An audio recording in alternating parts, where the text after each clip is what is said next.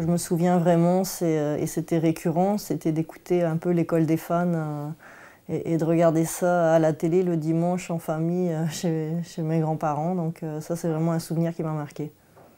En émission locale, moi, ce que j'ai toujours aimé regarder, c'était Infosport.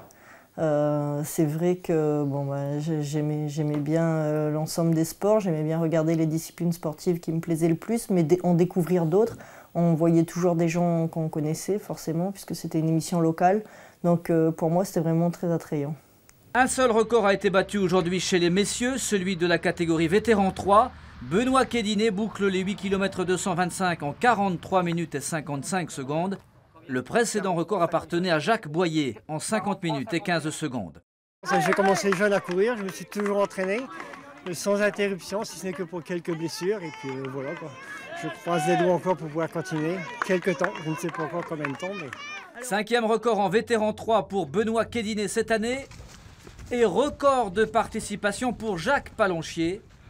Il a bouclé aujourd'hui son 18e cross de l'Écho.